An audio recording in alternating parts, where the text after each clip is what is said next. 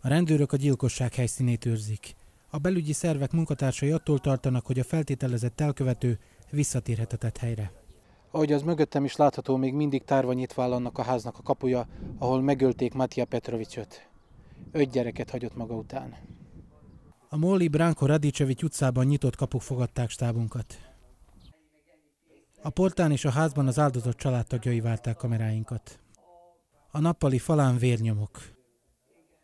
A véres konyhaszekrény is a tragédiát idézi. Gulyás Zágorka megtörten mesélt fia Matija Petrovics haláláról. Nem érti, hogy hogyan történhetett meg ez a kegyetlenség.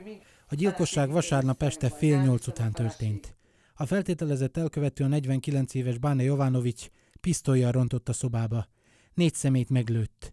Matiját pedig halálosan megsebesítette. Az édesanyját a családtagok riasztották. Percekkel a tragédia után ért mohorra.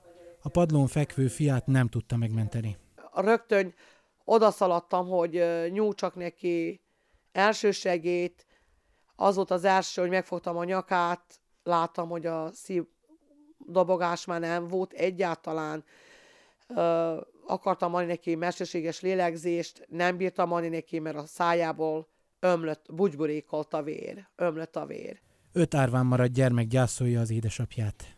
Még a másik kislány nálunk az észen kívül van, mert ő tudja, hogy meghalt az édesapukája. A szomszédok azt mondják, hogy Matija nagyon jó gyerek volt. Havár Valéria azt meséli, hogy sokszor barátkozott a családdal, és a 28 éves áldozatot is ismerte. Zárhuntat gyerekkora óta ismerem.